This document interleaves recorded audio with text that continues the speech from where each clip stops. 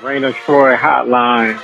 Alicia, Michael, what's going on? We know you have takes. We have takes. I'm actually surprised that your rant line, rave line, whatever, isn't completely full. Why can't we just win a game? Can I blame Michael Castillo for this? Can I blame Bob Connolly for this? Can I put on a zebra shirt and just go out there? Scratch, claw, up against the wall. Can't explain it what I'm feeling right now, guys. I can't believe it. Let's open up that race line.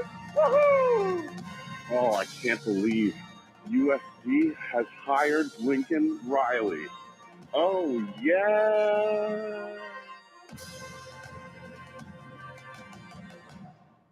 Hello, everybody. Welcome back to Random Troy Radio, episode 485, coming to you on Monday, May 22nd. We're going to talk about the big shakeup at USC. Mike Bohn is out as USC's athletic director.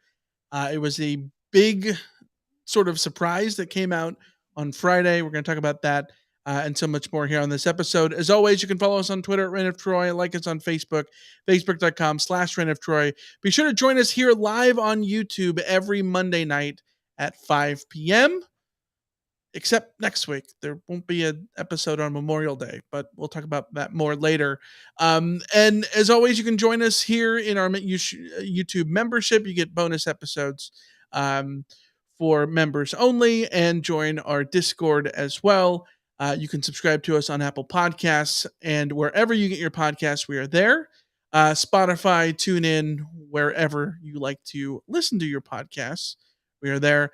And as always, I'm your host, Mike Castillo, journalist with my co-host here in the Random Troy studio in Los Angeles, Alicia Deratola. Welcome. Hello, everybody. Hello. We are back for a live episode that has a lot to talk about. We talked about it last week, that we're sort of getting to the point in the off season where it's a little bit difficult to sort of come up with, a rundown full of news when there's not really news. Like, May is basically the dead period of content, which also makes it fun because we can talk about, off the wall stuff. We can rank USC's Pac-12 wins like we did last week. But we got stuff to talk about for real this time, because on Friday, the Mike Bohn news came out, and I think we just have to get right into it, right? I think there's no beating around the bush. It's clearly the biggest news at USC this summer. At least, I mean, it's going to be the thing that we're talking about for. The last time USC had to look for an athletic director, it took months. Yeah, so months. We could be talking about this well into the season, and it the framework in a very, very important year for USC. Last year of the Pac-12, moving into the Big Ten, like, this was not an ideal time to lose an athletic director. This is big. We're going to have to spend some time on it. All right, let's get to the news.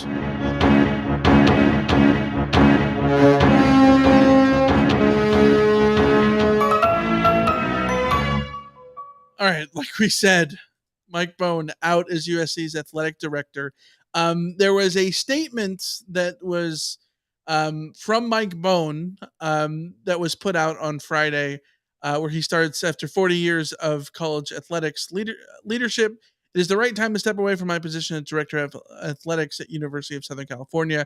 I've dedicated my life to serving student athletes and advancing the enterprise of intercollegiate athletics.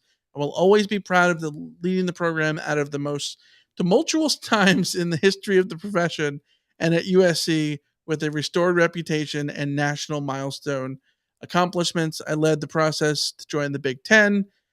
Yada, yada, yada. Goes on and on and on, and says that at the end, I'm moving on and important now that I focus on being present with my treasured family, addressing ongoing health challenges, and reflecting on how I can be impactful in the future. That was from Mike Bohn. And really, this came out at the same time that there was a letter to the Trojan community from the office of the USC president, Carol Foltz, which was sent to students, faculty, staff, eventually media, which Carol Foltz, you want to read that one? Yeah, Carol Foltz said, "Dear Trojan community, I'm writing to let you know that I have accepted Mike Bohn's resignation as Director of Athletics effective today. On behalf of the Trojan family, I thank Mike for his contributions to our athletic department during a time of rapid transformation and growth. We will be announcing a transition team comprising both internal and external leaders in the coming days, and will launch a national search for a new director of athletics shortly. Over the last 4 years, the USC Athletics Department has transformed into a national powerhouse. In our singular pursuit of excellence, I am committed to ensuring we have the right leadership in place to achieve our goals. As part of that commitment, and as we prepare to move to the Big Ten, we conducted a thorough review of the athletics department, including the operations, culture, and strategy. Having built a strong foundation over the last few years, now is the time for a new direction grounded in our values and in expertise needed to fulfill our aspirational vision for Trojan athletics. I am proud of how far we have come, and I know we can go even further. We are laser focused on positioning USC and our student athletes for success and continuing momentum of our student-centric athletics programs with excellence on and off the field. We will keep you updated about our progress. Yeah, that was from USC President Carol Folt. And so at the moment, you see the Mike Bohn thing, you see the Carol Folt stuff, But and at about 1:15 yeah, on Friday, because I was in the middle of a meeting with my boss. there you go. And I'm looking over and the Discord is popping off and I'm like, "Oh, of course this would drop while I'm in the middle of a meeting with my boss." So, that's fun. Yeah, and of course there's uncertainty. Like this came out of nowhere. What does this mean? Mike Well, Bohn mentions the word health in his statements, but there's no well wishes of health stuff in Carol Folt's statement. So does that mean anything? I don't know. It's this massive like conundrum of like, well, this was out of left field. Like, what was your first reaction? it felt like out of left field. It was weird. It was strange. It felt like a Friday news dump. And Yeah. I want to shout out Dan in the Discord because I think he clocked it immediately that like there's something that feels weird about this. And USC doesn't just get to do a Friday news dump where the athletic director resigns in the middle of May when the Big Ten move is coming and have us not be suspicious about what the reasons for it were. And there were a lot of people parsing statements, like you said, the health questions. Is it a health issue? Is Mike Bohn okay? Do we need to give him well wishes? Parsing the Carol Folt statement about needing a new direction and doing a review of the department. And this all of it just felt off. And we didn't have to wait very long to find out why. There also wasn't a joint effort of releasing this from, say, the athletic department. There was no tweets from USC. There wasn't like a pretty graphic put out. Yeah. Nothing like that, which you would expect if this was just Mike Bohn stepping down or retiring or whatnot. Also, the word resignation is not retiring. Yeah. Like those are two different words. And so then it comes out from Ryan Karchi over at the LA Times that there are potentially more details to this. The LA Times reports on questions about inappropriate comments and behaviors by Mike Bohn, along with several questions of his management and athletic department. Ryan Karchi also detained allegations of inappropriate behavior by Bohn, including unwanted physical contact at Cincinnati. You want to get into the details here? Yeah, so I'm just Ryan Karchi's piece for the LA Times is very well reported. He talked to a lot of people. It's extensive.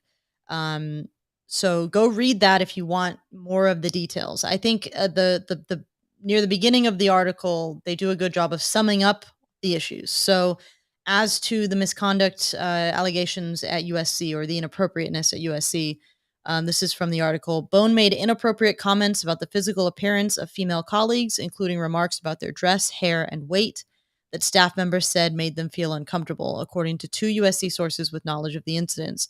They spoke on condition of anonymity, fearing retaliation. They said Bohn's comments left colleagues, especially women, feeling awkward. Three USC sources said several people confronted Bohn about the comments they felt were inappropriate, but the comments continued. That's one element of the story, and that's backed up by some pretty extensive reporting from Cincinnati, where the head trainer at Cincinnati said that he witnessed instances of unwanted physical contact. There were named sources in the article talking about questionable behavior comments by Bohn regarding just behavior across the board, comments about the sexuality of a coworker, all of that kind of stuff. None of it good. As to the management of the athletic department, which is, I think, another interesting wrinkle in all of this, this is from the article. The Times spoke to 6 USC sources who raised concerns about his management of the department. Several described him as a poor manager who missed meetings he was expected to attend and was often absent from key events, including USC national championship victories. Multiple sources alleged employees left meetings with Bohn without direction and that he shied from difficult conversations. 2 former USC coaches told the Times that Bohn's leadership of the department was a primary reason that they left. So that's the other element of this, and I think it's important to discuss both of these things, because on the one hand, you have what feels to me, and I don't want to downplay any of the behavior at any point. None of it is acceptable. But I will say, just as a woman living in the world who sees stories like this on a regular basis, this is par for the course. A figure in power in a company or an organization was inappropriate with the women around him, made inappropriate comments, made inappropriate gestures, did inappropriate things, didn't take feedback well, and he gets nixed because of it. That feels like a story we have all heard before. Right. The management allegations are really interesting, though, because this is not just an issue of Mike Bohn was out of touch. This is an issue of, was Mike Bohn good at his job, which sort of shakes the foundation of our perception of the USC athletic department in the Mike Bohn era. Because if you look down the laundry list of accomplishments in these last 4 years, he brought Lincoln Riley to USC. His baseball hire looks immaculate. USC's going to is well seated in the Pac-12 tournament. Looks like they're headed for potentially for the College World Series tournament, which the NCAA tournament. Let's not get ahead of. I'm not saying College World Series. I'm just saying, Totally. the tournament, whatever. Yeah. The basketball program feels strong. The football program feels strong. The baseball program feels strong. USC just won national titles in beach volleyball and in other realms. It feels like the program was turned around in terms of a competency question.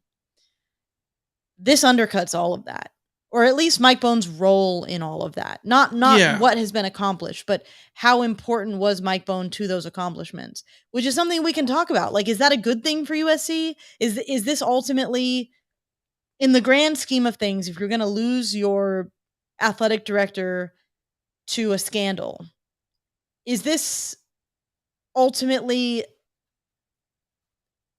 a net positive for USC where you get to say... I'm going to stop you right there. I think it's difficult to say that something can be a net positive when it ends up in sort of a... Well, it's never a net positive when people had to literally deal with this. Right. This affected the quality of life of the people working for USC. That's definitely a bad thing. This is one of those things where, there's a lot of nuance here, because on one hand, and I tweeted this Friday at the very beginning, this on the surface, in terms of on-field performance, the national perception of the athletic department, the local perception of the athletic department, all of that, Mike Bohn's reign as an athletic director appeared to be the best in decades at USC. Appeared to be at the time. And like I tweeted on Friday, obviously the legacy is going to change dependent on how everything's kind of sorts out here.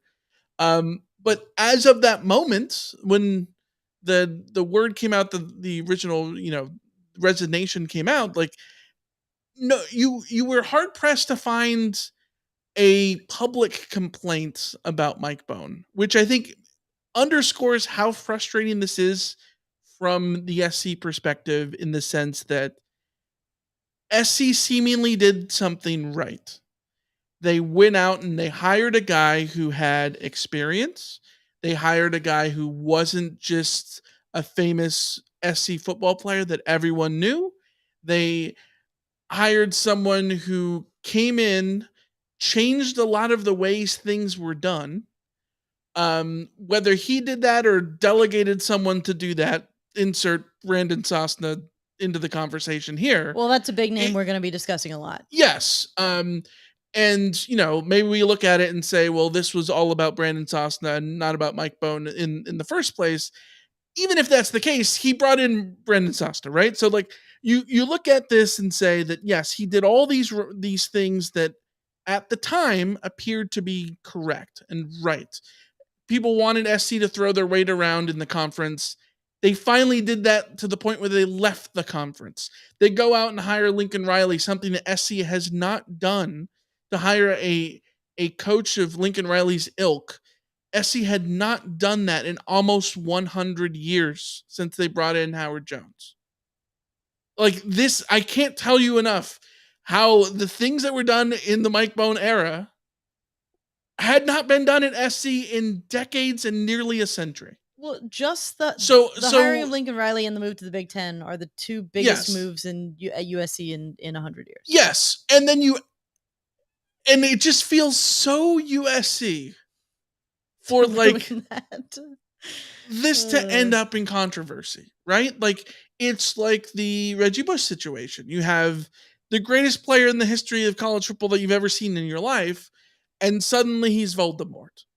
Like, why? Why does this thing have to happen to SC? Why? Like, even when SC gets things seemingly right, they didn't, because now it comes out that, oh, well, he has these management problems and, he's had bad behavior and problematic behavior and all these things that potentially harassment. And now you look back at, so we were led astray. Like, I like, it's just, SC can't get out of their own way here, and it's frustrating to me. Also, another factor of this is like, how many times have we sat here and said that SC needs to stop this like insularity thing that they do, where they go out and they just hire from within and they hire the big name and all that stuff, and so they finally go out and they don't do that and they get the results, but then you can argue at the end of the day, it was the same results, because not being at national championships, like that feels like Lynn Swan. That's a Lynn Swan That's thing. the whole thing. Yeah. So and now you end up in a situation where, are people going to overreact to this? Where, oh, well, we went outside and we hired an AD from the outside, and look, he was just as poor in the job as Lynn Swan. So like, we might as well go out and hire Matt Leinart to be the next athletic director. Like, you can't make that decision. But yet, like, as the way this pans out, you can absolutely see people string that logic together, right? Like, it's just, it's extremely frustrating as an alum to see like anything that like SC is related to in these instances ends up backfiring, even when seemingly they did something right. So when you talk about it being a net positive, I understand why you say that, and I see how you could argue that. But it's still, at the same time, it's hard to say that with a straight face, even if you have bullet points behind that with evidence. What I mean by that specifically is the Brandon Sosna question. We talked about it when he got hired by the Lions. The word from the get-go had been the mastermind, the brainchild, the everything that was going on with USC's athletic department was Brandon Sosna. Right. That Mike Bohn was the face, but that Brandon Sosna was the one pulling the strings and really getting things done, and that he deserved a lot of the credit for the Lincoln Riley hire, the Big Ten move, just the general organization of the athletic department, getting things back on track. And when he left, I don't know if we discussed this on air, but I know we discussed it in person. Would we see the deterioration of Mike Bohn, the athletic? Like, could Mike Bohn do it on his own? Well, I think the answer seems to be no. We seem to have the answer. So at least it's out within a year. At least you get to move on and hire somebody who's competent and good at their job and also knows how to act around women. Like I mean, like the question that, as touched on, USC brings in, it's the vetting. The vetting is the big issue. And the vetting is something that I want to talk about. Carol Folt is taking a beating. I think Bill Plaschke in the LA Times wrote an article that was very harsh towards her. I think that the vetting is a very interesting question, especially because this was coming up at Cincinnati. How much was it coming up at Cincinnati is a question that I would like to know, because one of the things that I always find difficult is USC should have known. Well, who at Cincinnati was talking before now? Like, was this being brought up to people who would have had a say? Did USC not ask the right questions to the right people? Now the firm that USC hired to vet the candidate is definitely the where I'm looking at and saying, like, where did you miss this? Like, it's your job to know this. It's your job to get this. Like, this is the big the big blank spot in the evaluation that clearly somebody did something wrong here. The vetting process is definitely a question that needs to be asked. Yeah. Alex and Jet says, by the way, Michael, you are so negative. Past regimes would have done nothing. What USC and President Folt did is a clear sign of progression and maturing. I couldn't be more proud of USC. I want to believe you. Yes. I'm with Alex on this. I agree. At the same point, like I'm 98% with you there. The only hesitation I have is that a lot of the things that at least that we see when Alicia, you and I talk about football more than anything. We're not talking about athletics. I mean, academics and all that kind of thing, and researching those sort of things. The impact that we see that Carol Folt has had on this program, a lot of it stems back to the Mike Bohn hire, right? And so the Mike Bohn hire aging poorly is not good for Carol Folt. Is not good for Carol Folt. I agree. But I think Alex is spot on here in especially using the word maturing. Because this wasn't a cover-up. The USC of the past covers this up. Yes. Lets it go under the thing and doesn't say anything because the Mike Bohn era is so good, or they let the LA Times run the expose on Mike Bohn being inappropriate. And then they let it blow over and they keep moving on with it. And like, that's very old USC. And I think that, that the idea, the thing that I think you can take heart in from a USC perspective is, before the LA Times caught wind of this, earlier this year, USC hires a law firm to do a review of the athletic department because of these issues that are being brought up. Yeah. And I think that's telling to give Carol Folt some benefit of the doubt. Do we need to absolve Carol Folt and the hiring process? It's not just Carol Folt. There's a panel of people who are doing this. Yeah. They paid money to a firm who was supposed to vet the candidates, who clearly missed something big. All of these things that we're not going to let them off the hook. But I will say that there is a sense of moving forward to the idea that USC identified the problem, took steps to figure out figure it out, and that the resignation came yes, as soon as it was clear it was going to come to light. And like, that's better than what has happened before. Yes. I 1,000%. I have one other point on this that I would like to. I am not engaging in whataboutism.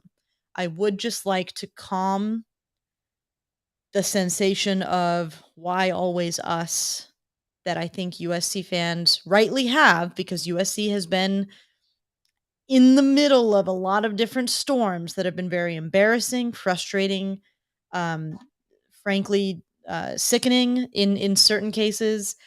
All of those are very, very valid reasons to feel like it's always something with USC. You're But right.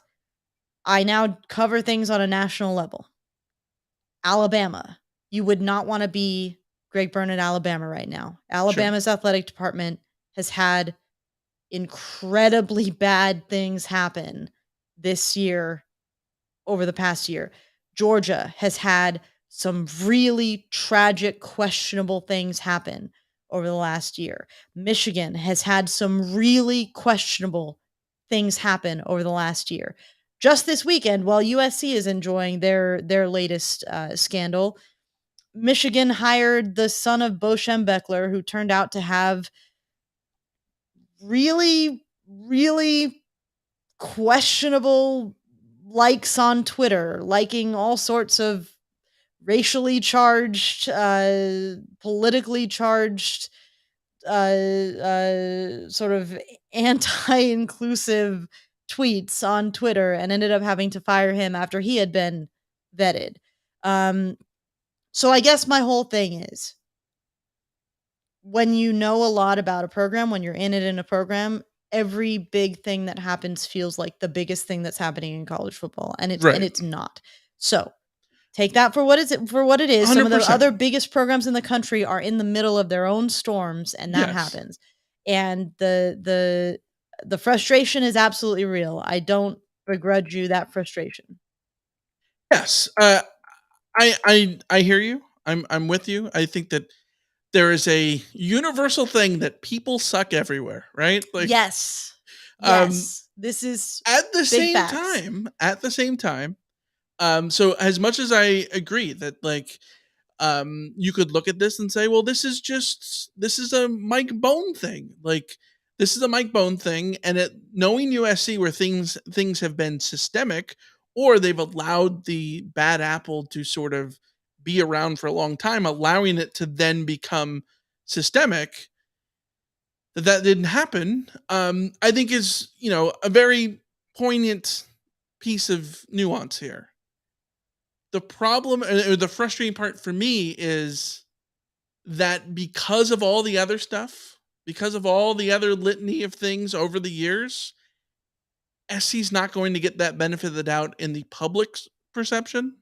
And I know the public perception only means what it means, but this gets lumped in with all of the other stuff that was systemic, Yes. that was covered up, that was all of that, all of those other things. And the so, whole idea of having Carol Foltz come in was to not have to deal with this crap anymore. yes, And here we are. Right. And yes, well, if dealing with this correctly, if that's the thing that ends up being the final takeaway, which there's still a lot to, come out with this, and I don't think we're completely have enough information to say that that's the case yet.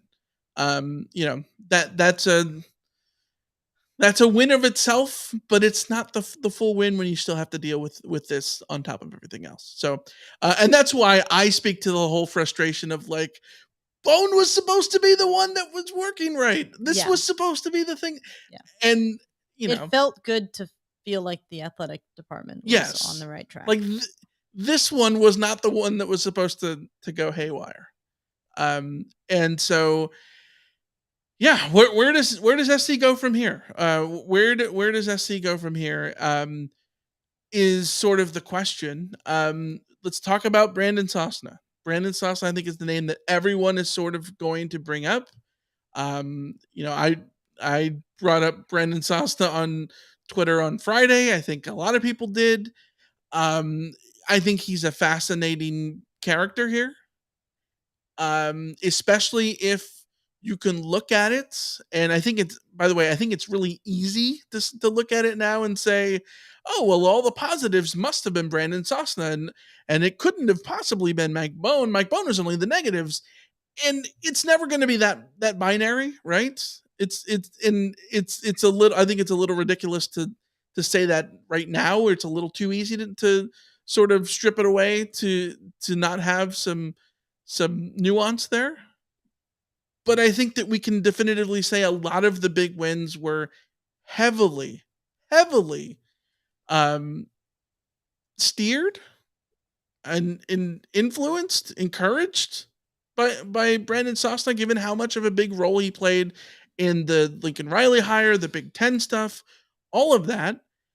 Does that satisfy your I assume your need for experience at the athletic department position, athletic director position going forward? Because we've talked about it forever. If you're going to hire someone who has done the job before, or who has is objectively earned that job. Well, Brandon Sosna does not have the experience of being an AD, but if he's shown all the other stuff, does that circumvent not having the AD job for you? Is Brandon Sosna the equivalent of a national championship winning defensive coordinator? Is he the Brent Venables of this situation where he's, you know what I mean? I don't think the Brent Venables things work. The Brent Venables thing would work if he had been the right-hand man in an athletic department for 20 years or something like that. That's the Brent Venables. Sure. The issue with Brandon Sosna is quite simply he is very young. Right. Personally, I do not give a crap. If Brandon Sosna were willing to take this job, I would hand it to him yesterday. Yes. I honestly, I think that Brandon Sosna's competency, to me at this point, from what we all know, and obviously we don't always know everything because see the conversation we're having right now, but to what we know right now, Brandon Sosna's competency has never been questioned. It has only been backed up by everyone that I know who has worked with him, talked with him, all of that kind of stuff.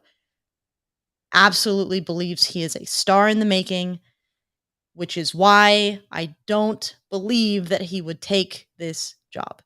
So that's my only thing. If Brandon Sosna wanted it, I think you give it to him. Yes, he's young. Is he maybe my perception might be that maybe it's a question of the AD is sort of a figureheady job too, where it's a lot of glad handing and a lot of just trying to garner donations and all that kind of stuff. And all of that. Is that what Brandon Sosna wants to do? That's my thing is he went to the Lions for a reason. It feels like he's a future GM in the NFL for very good reason. I don't see. Yeah. Now getting an AD job at this point for him, what feels like it would be unprecedented. I don't know. I don't exactly track the hiring of ADs across the country. Well, how old was most of them Martin are. Jarmond when he started to be an AD at BC or whatever? I have no idea. Can't be that much different. I think that the Sosna stuff is interesting because everyone who ever talks about Brandon Sosna talks about him in the ways people talked about Theo Epstein. Yes. And Theo Epstein, the original Boy Wonder GM himself, became the GM at 30 or whatever it was and won a World Series with the Red Sox. That sort of seems like what Brandon Sosna is primed to do, is to be a GM. Yeah. And I think that if the odds, if the, he's with the Detroit Lions, and he's been with, he's worked with multiple teams now. That seems like the pathway for him. Seems like the end goal. And I don't know that an athletic director role is necessarily the same. But that's just my weird outsider perspective. The other side of this is Touchdown USC brought up in the chat. Would Folter hire from Bohn's tree? I think that's a valid question because right now, last week, I think we'd absolutely say if Bohn retired and this was a retirement situation, there'd be no question about that. Yes, you'd be comfortable with that. But when you have this sort of thing, it might be a little awkward to go back to the Mike Bohn tree. And there would be questions of, was Sosna potential? Did he know any of these things? Was he just, in a back room and focused on everything else? I don't know any of those things. The answers to any of those questions, I don't think anyone does publicly right now. but that you have to ask those questions seemingly would be a negative in his candidacy, right? Yeah. And then so for you, what is your profile beyond talking about Sosna? What is your profile of what the next AD should look like? So yeah, I think Sosna's sort of like in his own category because of the familiarity at USC and all of that. And it's not like one of those like USC legacy hires. No, like the only reason you'd be hiring him is because he did a very, very good job in his Right. role at USC. And that Hiring from within is not a problem, by the way. no, it's not. USC only hired from within. And not and from hired within, not from within. They only hired former football players. Yes. Which is overlooking, competent, department deputies and stuff who didn't put on pads and play football and win awards or whatever. And, that's a whole other question. But Like there's also that's a difference issue. between hiring someone from within because they know the program, Yes, and hiring someone within because they're they very good and you're keeping your talent from within. Yes. Like that's hire somebody from within if they are a star. Do it.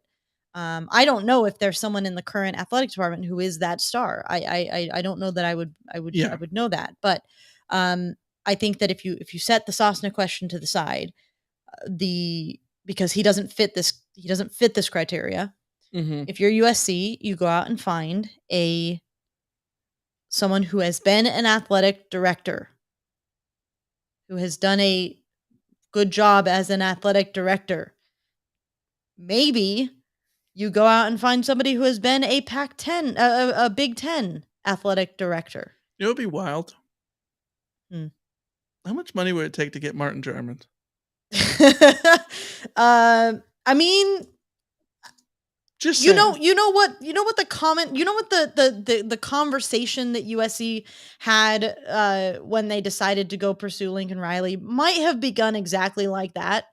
You know what would be wild? How much money would it take to go get Lincoln Riley? Like, right. I don't know. I think it would be the most shocking event possible. Sure. I would be in favor of it. It would be incredible. The pure. Oh, what it mean for the rivalry? What it would mean for all of the yes. Insane. Absolutely. Yes. Yeah. A+. Martin Jarmond has been an athletic director before, has been a successful athletic director. He's like, wait, before. I don't have to listen to the Board of Regents I don't have to anymore? deal with the Board of Regents? Wow. Yeah, like, I get to go be fully committed to football and all this kind of stuff. Like, now he's got to deal with a Board of Trustees that has like Steven Spielberg on it. Yeah, well, I mean, or Rick Caruso and someone, but yeah, like Martin Jarmond. But the crux is get someone with experience, is a perfect right? example. If the UCLA thing wasn't, for those who aren't aware, Martin Jarmond is the UCLA athletic director. He's doing a very good job at UCLA, by the way. At least from the outside, from what we have seen, it seems like he's doing a good job at UCLA. Someone like Martin Jarmond, yes, exactly. Somebody who is who has athletic directing experience, who is, to me, on the younger side. Like, I'm not saying that you need to like discount everybody above 65, but like also like be real, be in the moment. The college football has never been more fluid and changing and just open to just things that go their way. Like somebody who's not stuck in the rut. It would be nice. Malcolm in the chat says, I wouldn't be shocked if a woman becomes the top candidate.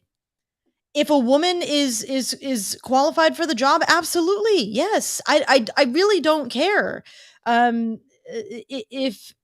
If Carol Folt could find a woman who hasn't been given the opportunity to take on that role because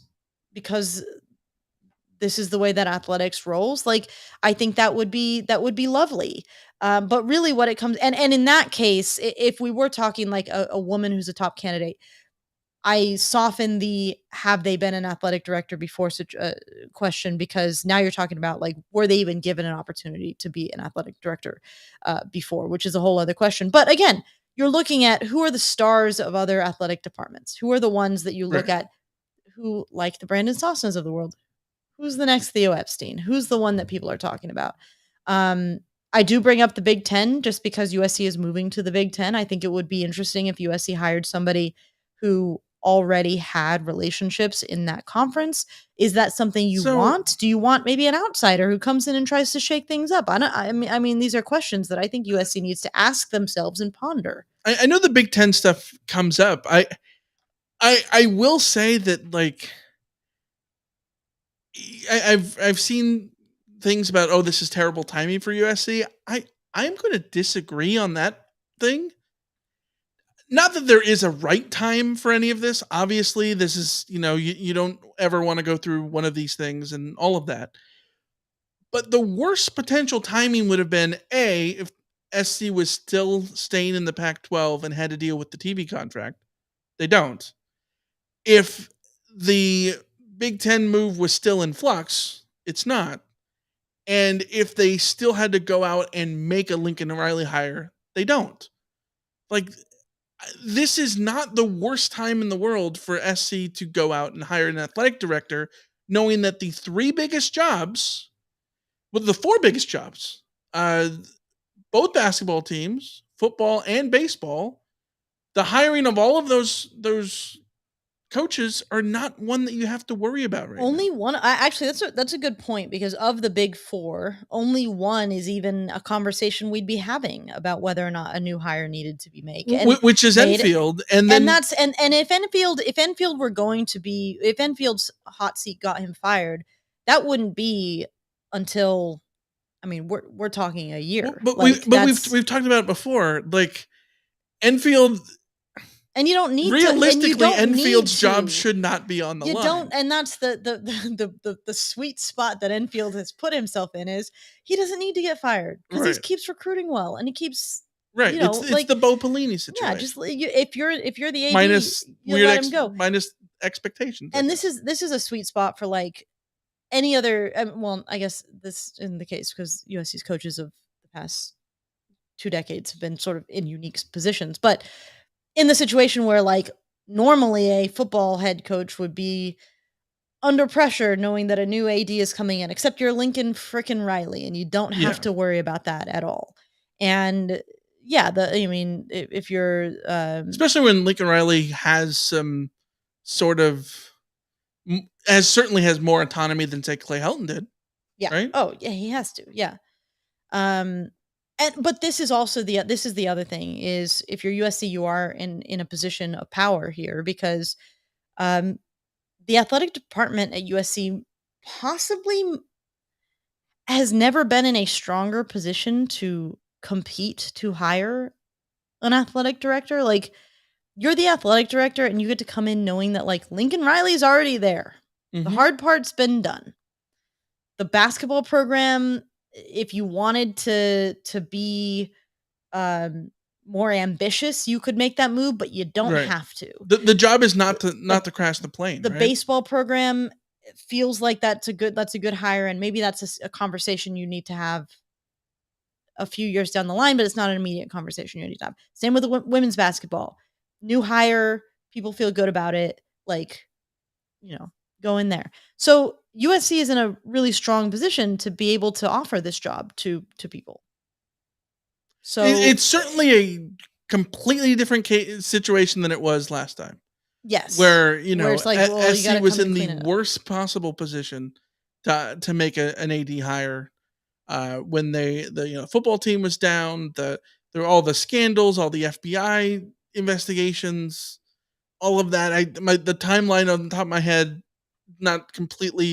can't completely tell you exactly there were so many investigations. I'm not sure which one was before or after, but they were all in that general time frame, right? Like, and this gets back to what I was saying before, that we agree it's like difficult to word it, but the timing could be worse in that USC could have gone through the Big Ten transition with someone who wasn't good at their job, as it turns out, and managing a department that needed to be managed very well because they're transitioning all of their sports. Plus, I think that this is a good carrot too, because I think that when you go out and get an AD, I think that this is just like hiring a GM of any professional sports team. GM wants to go in and put their stamp on something, right? Like, often they want to come in and they want to like change something. They want to fire somebody, just maybe not to fire someone, but you want to be able to like have your, fingerprints on something, right? Even though SC is in a position to where, yes, you could get aggressive and get rid of Andy Enfield if you really wanted to. Um, that you're in a position of stability right now with the athletic department, aside from this whole Mike Bohn thing. The transition to the Big Ten allows you to put your I think is a carrot, because you can come in here and you can establish what SC's role is in that conference, what SC's role is going to be in the meetings and all that stuff, how much cachet SC is going to have, how much of a voice SC is going to have versus Michigan and Ohio State and Rutgers. You know what I mean? Like, I think that's going to be an interesting little tidbit there. So let's get to the mailbag, Alicia. We got a bunch of questions right here on the chat live on YouTube. As always, if you're not watching us live on YouTube, you can watch us every Monday night at 5 p.m. Pacific. Of course, not next week because that's Memorial Day. We're not going to have a show on Memorial Day. So we'll be off 1 week, but we'll be back 2 weeks from now. But let's get to the old mailbag. You've got mail. All right. Alex says, was Cincinnati glad to get rid of Mike Bohn? Well, okay, if you read the article from the LA Times, they end on that note. And that's the quote is from a particular person. It might just be their opinion. Yeah. But it sounds like maybe the people within the department felt fortunate to not have to deal with it anymore. Not have to broach the issue in the same way. Well, that Cincinnati didn't have to be the one that had the Cincinnati Right. Enquirer peeking around and coming out with this stuff. Like, I think that was sort of the vibe that I got. But so yes. Yeah, let's go to a message we got from Dan on Discord, who says that here's the hottest of takes with the fire emoji. You want to offer the AD job to David Shaw? I'm of obviously this is not I don't think it's a serious question. I'm of two minds. Do I think David Shaw could be someone who could be an AD? Yeah, I actually do. I think that he absolutely could be that guy. But the answer is no. Like we say that SC shouldn't go out and hire the next version of Mike Garrett, Pat Hayden, and Lynn Swann, which is probably what Matt Leinart or Carson Palmer or something. But that also would apply to David Shaw. He's just Stanford's version of that. And David Shaw needs to, prove it first. Well, before you hire a guy just because of the name. I think this disqualifies David Shaw. David Shaw was very clearly not a fan of NIL, of transfer portal, wasn't a fan of SC leaving the conference. All of the directions that college football is moving, David Shaw has clearly not been on board with. Yes. I think that the AD you hire needs to be prepared to handle those things, embrace them, go ride the wave, as it were. No, I would not. I love David Shaw as a person. David Shaw as a person, to have him. I think if he was interested, he could be decent. Maybe Who knows? Have him associated with USC, I wouldn't be against it. But no, I don't think that would be a good hire for USC. I also just think in general, the athletic department experience is something very high on my list. As I've said before, preferably an AD, but I'll make some exceptions for those who have not been ADs, but are well within an athletic department structure. This is also why, we're going to hear names like the same names we heard, a decade ago, Condoleezza Rice, Oliver Luck, all of these names. Those are people who I think would be qualified to be an AD, but we've talked about But them if for they a were- decade now, and they haven't been an AD, which means which they're- sort of signals to you that they, like Yes. that's then don't force them to do it. Like, yes, that's not something they want to actually do. yes, I would agree. Fighting on MC says Ryan Abraham mentioned on his last show, the Parasite podcast, that he would like to be the USC AD. He fits a candidate with no AD experience.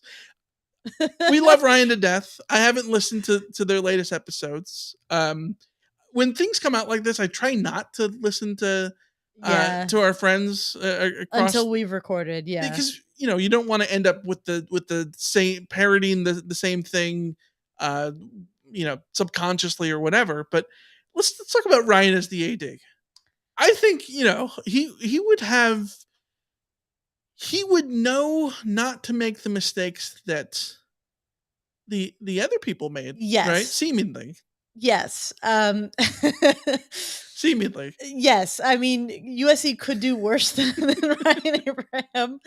I think you'd definitely be hiring somebody who wants to see USC succeed. Like, yes. I don't know. I think he might have to recuse himself of his role. No offense to Ryan. Well, yeah, that's the thing, is like USCFootball.com is an institution. He knows at this the fight point. song. You wouldn't want to. He does know the fight song.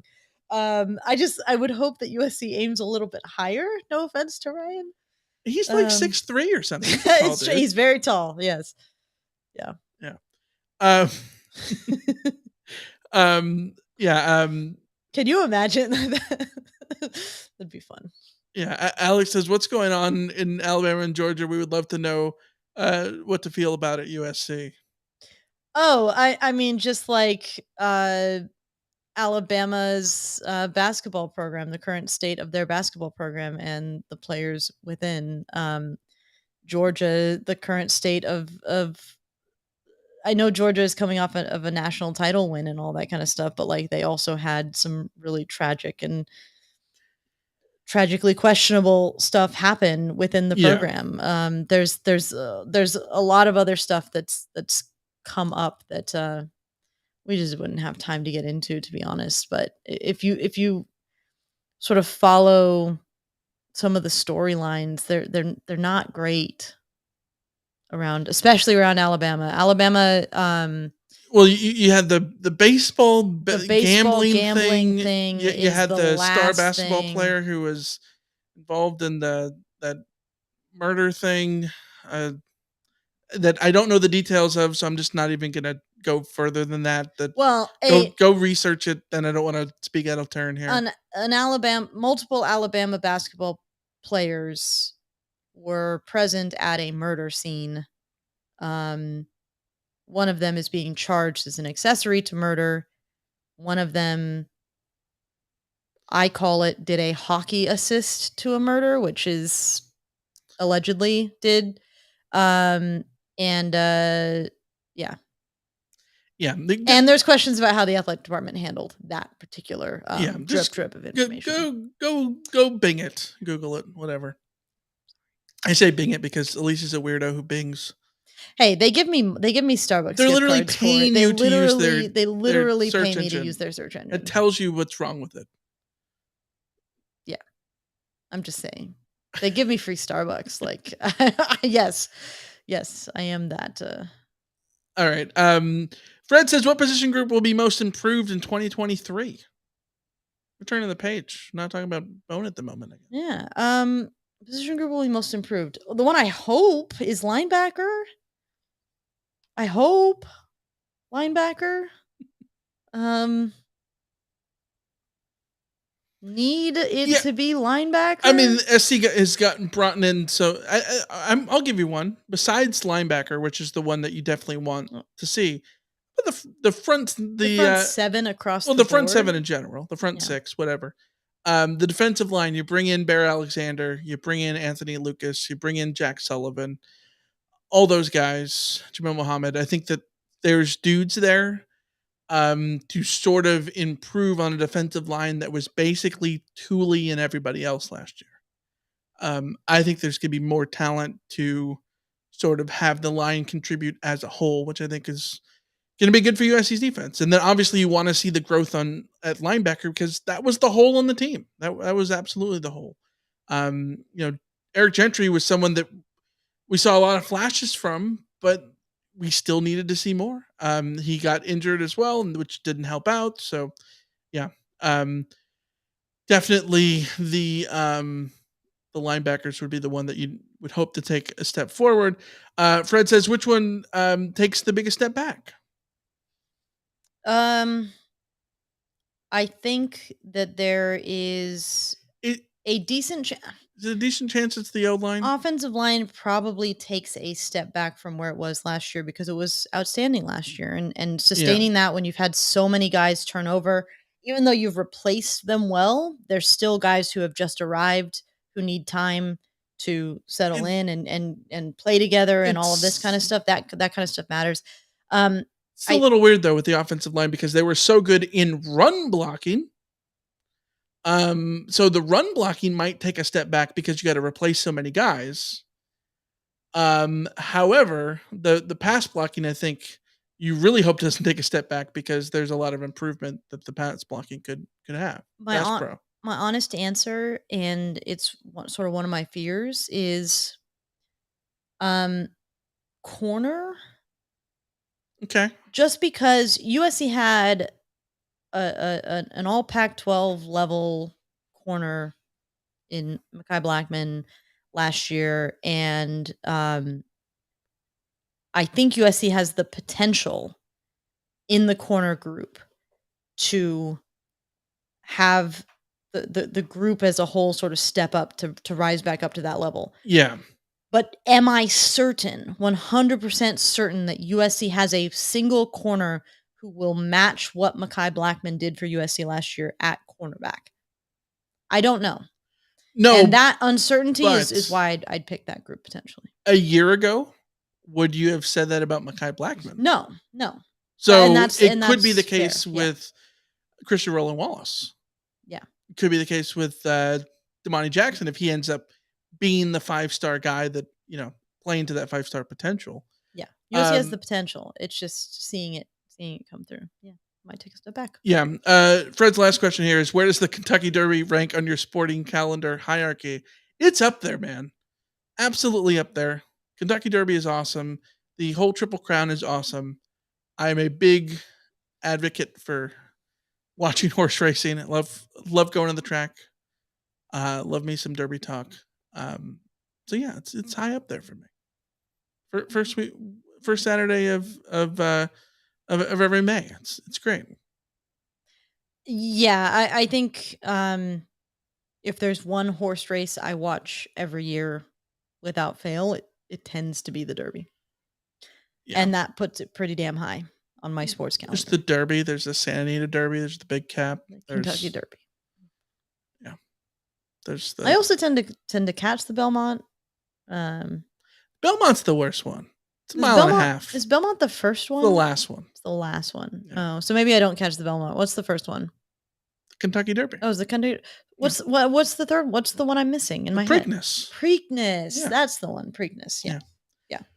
All right. I one more question here from Alex before we get into one thing that we wanted to bring up here at the end. Alex says, is the 2023 season Alex Grinch's last at USC? Either he gets a head coaching job after 2023 or he gets fired. That's not a bad shout, because if he does, we've talked about before, it's put up or shut up, right? So I guess this adds the wrinkle of, if he puts up, does he promote out? I think that's probably a reasonable thought. Like, that's not a bad bet. I don't think it's a bad bet at all. Do I think that one good year for USC's defense channels him into a head coaching position? Not necessarily, but it's not outside of the realm of possibility. And certainly it's not outside the realm of possibility that he gets fired after this year if things don't go well. So yeah, I like the question. I like the thought that it provokes in terms of like, yeah, it's a real possibility, that either way, one way or the other, that comes through. But I don't know. Yeah, I think it's going to be interesting to see what happens with Grinch. Matt Kumagai in the chat says Grinch for AD. Don't think that's going to happen.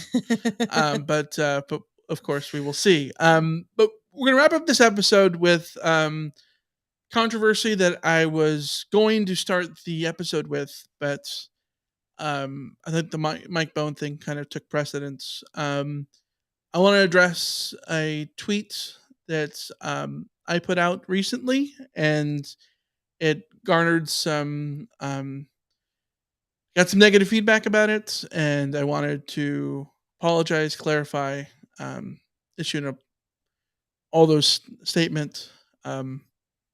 Tweet I said was, quote, "Here's the thing, hot food is bad, food is best warm. Yes, this includes soups."